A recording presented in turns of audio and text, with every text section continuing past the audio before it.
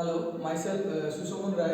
Currently, I am working as an assistant professor in EC department of SBST. My topic is basically based on microprocessor and microcontroller. Okay, but today I want to describe the basic principle of microprocessor. So this is the introduction slide of microprocessor and microcomputer, and I have distinguished between them. So according to this particular diagram, we can see a basic microprocessor constructed by using ALU registers, and there is a control unit.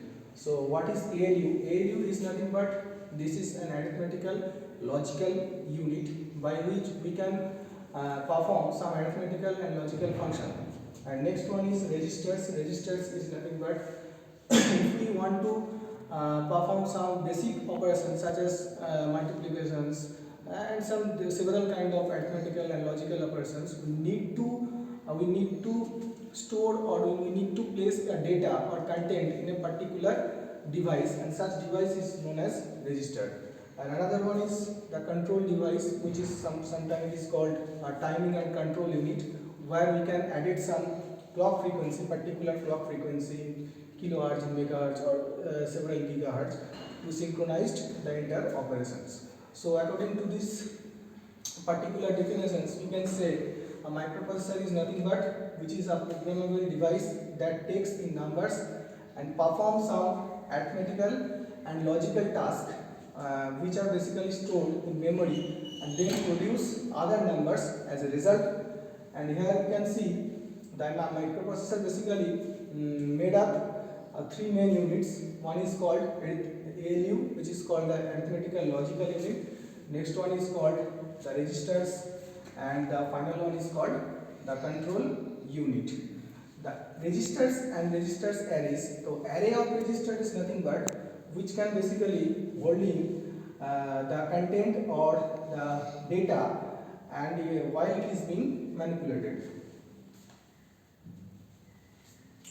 So now this is the internal block diagram of a microcomputer.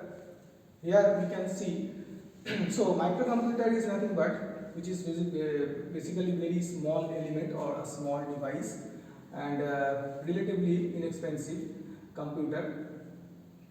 And here is a central processing unit which is known as the CPU, and there is some input and output device which are basically connected with the CPU, and there is another unit which is called the memory unit. Usually there is a memory which is the subsystem, which is called the subsystem in a microprocessor based system, and this subsystem is basically includes with two kind of device. The first one is called RAM and second one is called ROM. So RAM is nothing but RAM is called the random access memory, and ROM is called the read only memory. And obviously if we want to perform some particular task, we need some external device, and this device is nothing but this is called the input device. By we are feeding some input data or input content into the CPU or the microprocessor, then we will get some output after the particular executions.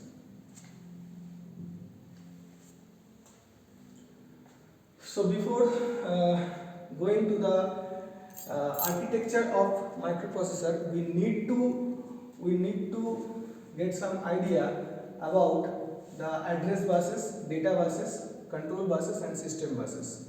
Okay, so if we focus on this particular diagram, this is called the microprocessor based system diagram, where you can see the first unit is known as the CPU.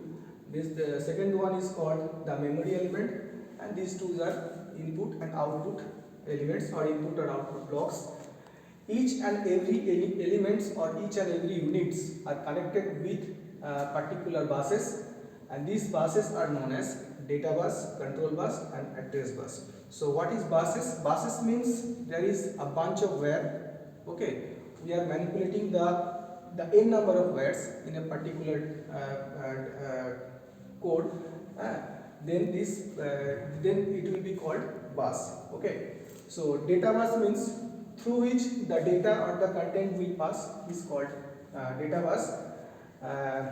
Address bus, the particular locations of the data or the particular locations of any elements that could be passing through the entire bus. That is why this is called address bus. And control bus means the control signal. Suppose read-write signal, if we want to pass this particular signal through a particular bus, then it will be called the control bus.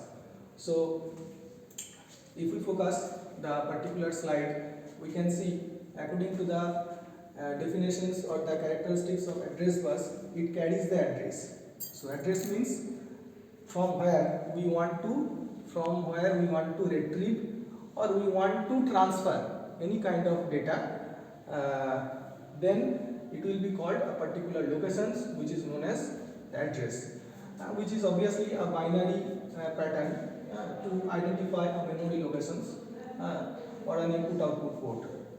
Okay, so suppose I want to write a program in a particular locations, and obviously, and suppose I want to retrieve a data from the particular locations, and this locations is nothing but this locations will a binary number, will be a binary number. It may be 1101 1001, whatever it is.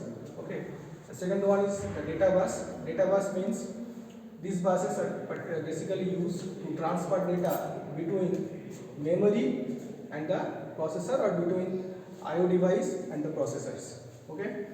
Second one is the control bus. Control bus, obviously I told you, it can basically carry the control signals, which consist of signals for selections of memory or IO device from the particular given locations or the particular given address.